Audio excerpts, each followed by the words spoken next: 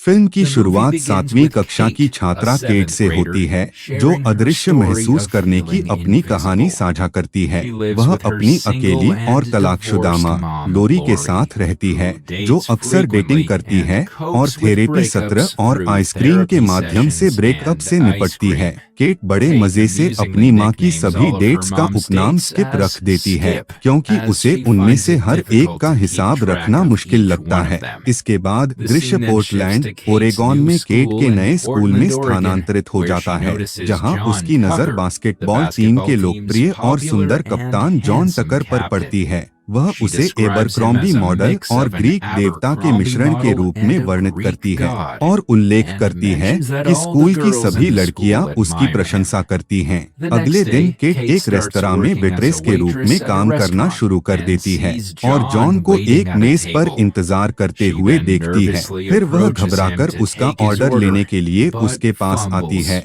लेकिन उसके आकर्षण से प्रभावित होकर लड़खड़ा जाती है और चली जाती है। बाद में जब वह ऑर्डर लेने के लिए लौटती है, तो वह जॉन को अपने स्कूल के मीडिया विशेषज्ञ कैरी शेफर के साथ देखती है। दोनों सबके सामने चुंबन करते हैं, जिससे केट के लिए एक अजीब क्षण बन जाता है और उन्हें परेशान करना पड़ता है और उनका ऑर्डर लेना पड़ता है। केट को आश्चर्य हुआ जब वह दूसरी बार लौटी तो उसने जॉन को स्कूल की प्रमुख चीयरलीडर हीदर के साथ देखा। ट्विस्ट यह है कि जॉन गुपचुप तरीके से 3 लड़कियों को डेट कर रहा है, जिनमें बेथ मैकेंटायर नाम की एक पशु कार्यकर्ता भी शामिल है और वे उसकी योजना से अनजान हैं। इस समय केट अपने एक सहकर्मी से बात करती है और उसे पता चलता है कि तीनों लड़कियां अलग-अलग गुटों से हैं और एक ही सामाजिक दायरे से ताल्लुक नहीं रखती हैं। उसे विश्वास है कि लड़कियां कभी उसका साथ नहीं देंगी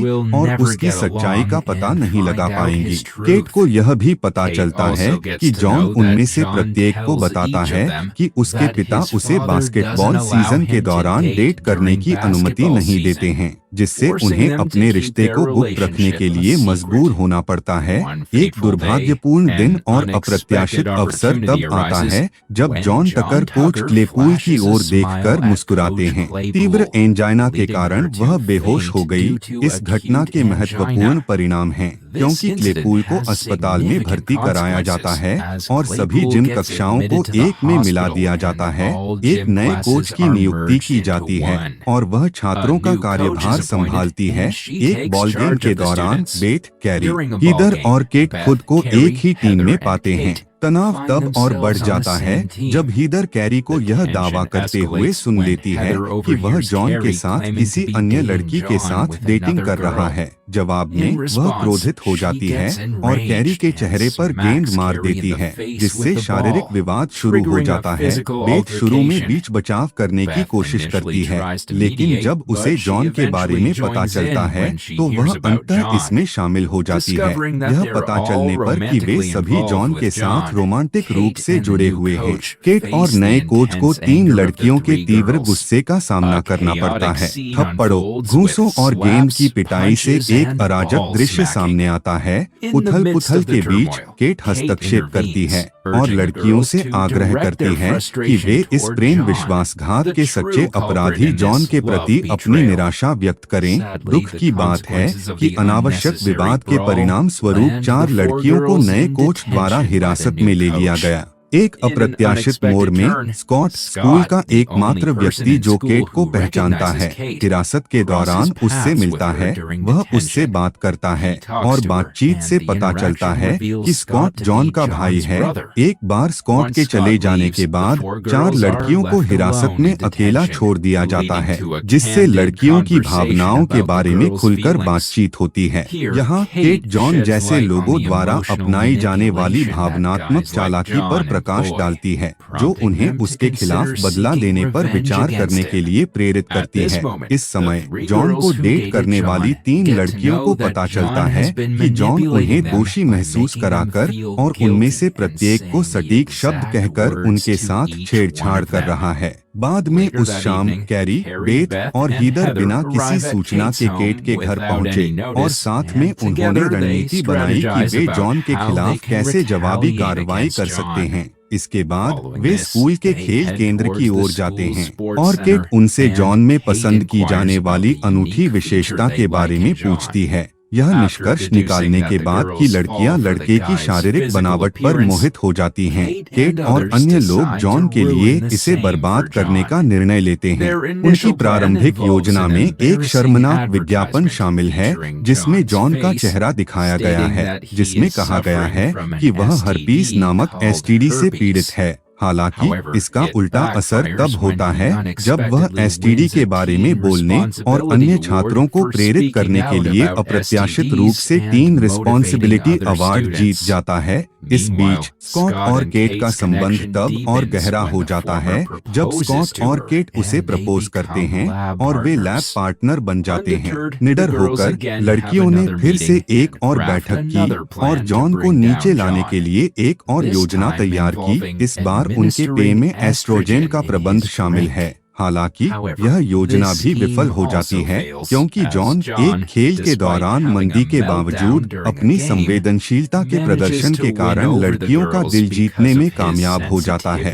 खेल के बाद कई लड़कियां उसका अनुसरण करती हैं और उसे अपने नंबर सौंपती हैं, यह उल्लेख करते हुए कि उसने एक वास्तविक पुरुष की भावनाओं को व्यक्त किया है और उन्हें यह पसंद आया। तीनों लड़कियों की निराशा को बढ़ाते हुए जॉन ने उन तीनों से नाता तोड़ लिया और दावा किया कि वह अपने व्यक्तिगत विकास पर ध्यान केंद्रित करना चाहता है और वे उसके प्रकार की नहीं हैं। भावनात्मक उथल-पुथल पैदा करने के बावजूद जॉन लड़कियों की भावनाओं के प्रति उदासीन दिखता है और दोनों गालों पर उनसे उचित थप्पड़ कमाता है। इसके बाद तीनों लड़कियां उदास महसूस करते हुए केट के घर पर इकट्ठा होती हैं और बदले में जॉन का दिल तोड़ने की योजना लेकर आती हैं। वे चाहते हैं कि वह बिल्कुल वही महसूस करें जो वे इस समय महसूस कर रहे हैं। चूंकि केट जॉन के साथ नहीं रही है, इसलिए उनका सुझाव है कि वह उसके साथ डेट करने का नाटक करे और एक बार जब वह उसके प्यार में पड़ जाए तो वह उससे संबंध तोड़ सकती है।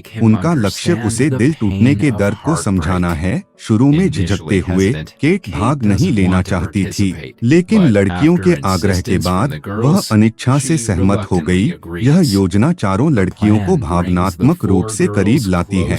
अगले दिन हीदर ने केट को चीयरलीडिंग समूह से मिलवाया और आत्मविश्वास के बारे में सुझाव दिए। वह बताती है कि जॉन को चीयरलीडर्स पसंद हैं और आश्चर्य की बात यह है कि केट तुरंत उसका ध्यान खींच लेती है। जब जॉन हीदर से केट के बारे में पूछता है तो वह ज्यादा कुछ नहीं बताती और उसे उत्सुक छोड़कर चली जाती है। उसने यह भी उल्लेख किया कि केट उसकी लीग से बाहर है। इसके बाद लड़कियां अपनी योजना को तेज करती हैं और केट को सलाह देती हैं कि वह जॉन को लड़कियों से मिलने वाला सामान्य ध्यान देने के बजाय उदासीनता से काम करें। हैरानी की बात यह है कि यह रणनीति काम करती है। जैसे ही केट ने जॉन को रात्रि भोज में शामिल होने से मना कर दिया, पहली बार एक लड़की द्वारा उसे अस्वीकार करने से जॉन हैरान रह गया। फिर वह केट को प्रभावित करने के लिए हर संभव प्रयास करता है, उसे फूल भेजता है और स्कूल के लाउडस्पीकर पर अपने नंबर की घोषणा करता है। इस बीच टेरी ने जॉन के साथ केट की प्रगति को अपने वीडियो कैमरे पर रिकॉर्ड किया कि जब केट ने उनके रात्रिभोज के प्रस्ताव को अस्वीकार कर दिया तो उन्हें कितना बुरा लगा। दूसरी ओर स्कॉट गुप्त रूप से केट के लिए भावनाएं रखना शुरू कर देता है, लेकिन उसके सामने कबूल करने के लिए संघर्ष करता है। इसके बाद हम देखते हैं कि जॉन अपनी कक्षा के बाहर केट का इंतजार कर रहा है और एक बार फिर उसे एक और अस्वीकृति का सामना करना पड़ता है जब हमारी लड़की बताती है कि उसे उसमें कोई दिलचस्पी नहीं है। इसके बाद बिना समय बर्बाद किए जॉन स्कॉट के पास जाता है और उससे केट के बारे में पूछता है, क्योंकि वे लैब पार्टनर हैं। हालांकि स्कॉट ज्यादा खुलासा नहीं करता है और केवल यह उल्लेख करता है कि केट पुराने स्कूल की है और वह उसके प्रकार का नहीं है। अगले दिन स्कॉट केट को जॉन की पूछताछ के बारे में बताता है, लेकिन उसे अस्पष्ट रखता है। हमारी लड़की उसे अपने भाई के लिए जासूस होने के लिए भी चिढ़ाती है और स्कॉट जवाब देता है कि वह सबसे अच्छा जासूस है। तभी केट अपना कुछ सामान गिरा देती है और स्कॉट उन्हें उठाने में उसकी मदद करता है। वे एक ऐसा क्षण साझा करते हैं जब वे एक दूसरे की आंखों में देखते हैं, लेकिन वे दोनों अजीब महसूस करते हैं और तुरंत चले जाते हैं। इसके बाद दृश्य एक महत्वपूर्ण बास्केटबॉल खेल में बदल जाता है, जहां केट किनारे से टीम को प्रोत्साहित कर रही है। खेल के बीच में जॉन उसके पास आता है और उससे डेट पर चलने के लिए कहता है। प्रारंभ में केट ने मना कर दिया, लेकिन जब जॉन ने कहा कि वह केवल तभी स्कोर करेगा जब वह हाँ कहेगी, तो वह उसके प्रस्ताव को स्वीकार करने के लिए मजबूर हो गई। फिर जॉन ने अपनी टीम के लिए विजयी अंक हासिल किया और दर्शकों में से हर कोई उसके लिए जयकार कर रहा था। केट के घर पर लड़कियां केट को जॉन के साथ डेट के लिए तैयार करती हैं। वे केट के इनरवियर पर एक छोटा कैमरा फिट करने में भी कामयाब रहे और जॉन के साथ उनकी बातचीत के हर विवरण को जानने की कोशिश की। बाद में शाम को केट डेट के लिए समुद्र तट पर पहुंचती है और जब वह जॉन के साथ चलती है तो हर कोई उसका स्वागत करता है। केट को अपने भाई के करीब आता देख स्कॉट को ईर्ष्या होने लगती है। तीनों लड़कियां केट और जॉन की बातचीत सुनती हैं और घबराने लगती हैं, क्योंकि उन्हें एहसास होता है कि जॉन केट पर पूरी तरह से हमला कर रहा है। डेट के बाद जॉन केट को घर छोड़ने की पेशकश करता है और इस समय हमारी लड़की जॉन को चूमती है। अपने पल को बर्बाद करते हुए दोनों स्प्रिंकलर से भीग जाते हैं और केट को उस कैमरे से बिजली के झटके लगने लगते हैं जो लड़कियों ने पहले लगाया था। फिर वह तुरंत जॉन को अकेला छोड़कर घर के अंदर भाग जाती है और कैमरा फेंक देती है। जॉन के खिलाफ उनकी योजना के बारे में जानकर लॉरी ने केट को सलाह दी कि वह किसी लड़के को पसंद करने का दिखावा न करें, क्योंकि उसे चिंता है कि उसकी बेटी का दिल टूट सकता है। हालांकि केट ने अपनी मां की सलाह को यह कहते हुए खारिज कर दिया कि उसे मार्गदर्शन की आवश्यकता नहीं है और यहाँ तक कि वह अपने पिछले रिश्तों की भी आलोचना करती है। अगले दृश्य में जॉन केट को प्रभावित करने के लिए पूरी तरह तैयार है और उसे एक रोमांटिक नाव शाम पर ले जाता है। दोनों वास्तव में अपनी रात का आनंद लेते हैं और अगले दिन बेथ ने देखा कि केट के मन में जॉन के लिए भावनाएं विकसित हो गई हैं। साथ में लड़कियां केट को समझाती हैं कि जॉन ने उन्हें भी अपने वश में कर लिया है और उसे सचेत रहने का सुझाव दिया। केट के साथ रिश्ते में जॉन की गंभीरता की कमी को साबित करने के लिए कैरी ने उसे लड़कों के लॉकर रूम में शेखी बघारते हुए रिकॉर्ड किया कि कितनी आसानी से वह केट के साथ मिल गया और रात में उसे पीटने की उसकी योजना थी। इसके बाद केट रसायन विज्ञान प्रयोगशाला में स्कॉट से मिलती है, उम्मीद करती है कि वह फिर से उसका साथी बनेगा, लेकिन उसे निराशा हुई। उसने उसे ठुकरा दिया और एक अन्य लड़के एलेक्स के साथ जोड़ी बना ली। इससे केट को थोड़ा दुख हुआ और वह अकेले ही घर चली गई। फिर दृश्य एक होटल में बदल जाता है जहां बास्केटबॉल टीम अपनी सेमीफाइनल जीत का जश्न मना रही है। इधर केट जॉन के खिलाफ अपनी योजना को जारी रखने के बारे में अनिश्चित महसूस करती है, लेकिन जब कैरी उसे लॉकर रूम में रिकॉर्ड किया गया वीडियो दिखाता है तो केट क्रोधित हो जाती है। जॉन को अपना मजाक उड़ाते देख वह उसे सबक सिखाने की ठान लेती है। फिर वह लड़की की सलाह मानते हुए लॉन्जरी सेट पहनती है और जॉन को अपने होटल के कमरे में आमंत्रित करती है। अफसोस की बात है कि जॉन केट के अनुरोध के अनुसार अजीब अंडरवियर पहनकर कोच विलियम्स के कमरे में पहुंच गया। कोच जॉन के व्यवहार से बहुत क्रोधित हो जाता है और उसे सबके सामने डांटता है। यह सब इसलिए हुआ क्योंकि केट ने उसे गलत कमरा नंबर दिया था, लेकिन जॉन इससे अनजान है। अगले दिन जॉन अभी भी महिलाओं के अंडरपैंट पहनकर बास्केटबॉल कोर्ट में प्रवेश करता है और दावा करता है कि इससे प्रदर्शन में मदद मिलती है। उन्होंने उल्लेख किया है कि वे अधिक हवा को गुजरने की अनुमति देते हैं और आसानी से विभिन्न चालें निष्पादित करना आसान है। जॉन अन्य खिलाड़ियों को इसमें शामिल होने के लिए मनाता है और वे सभी अभ्यास के लिए महिलाओं के जांघिया पहनते हैं। बाद में जब जॉन केट से बात करता है तो वह कहता है कि वह उसके बारे में गंभीर है। केट ने खुलासा किया कि वह जानती है कि उसने लॉकर रूम में उसके बारे में क्या कहा था, लेकिन जॉन ने इसे मजाक के रूप में खारिज कर दिया। उसे समझाने के लिए वह उसे अपनी घड़ी देता है और सबके सामने घोषणा करता है कि वह उसकी प्रेमिका है। इसके बाद बेथ, कैरी और हीदर यह देखकर हैरान हो जाते हैं कि जॉन वास्तव में केट में दिलचस्पी ले रहा है,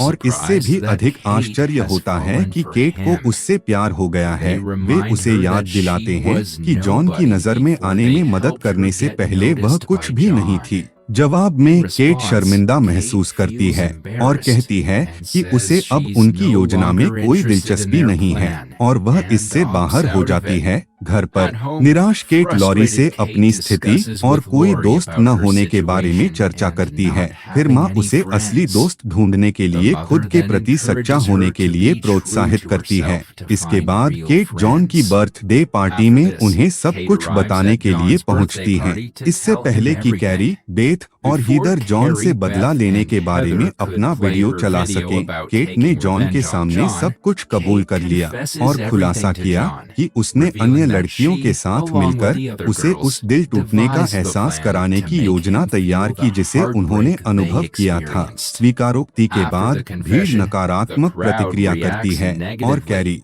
बेथ और हीदर केट का बचाव करने के लिए मंच पर चढ़ जाते हैं। वे माफी मांगते हैं, यह स्वीकार करते हुए कि यह उनकी गलती थी, लेकिन पे के छींटे मार देते हैं। फिर जॉन अपने दोस्तों को शांत करने की कोशिश करता है, लेकिन चीजें नियंत्रण से बाहर हो जाती हैं और केट जॉन के चेहरे पर केक का एक टुकड़ा फेंककर केक की लड़ाई शुरू कर देती है। अगले दिन स्कूल में केट जॉन के पास जाती है और उसके जन्मदिन की पार्टी को बर्बाद करने के लिए उससे माफी मांगती है। जॉन माफी भी मांगता है और आगे से सच्चा रहने का वादा करता है। वे अलविदा कहते हैं और दोस्त बने रहने का फैसला करते हुए अच्छी शर्तों पर अलग हो जाते हैं। आखिरी दृश्य में स्कॉट केट को फिर से अपना लैब पार्टनर बनने के लिए कहता है और उनका संबंध फिर से शुरू हो जाता है।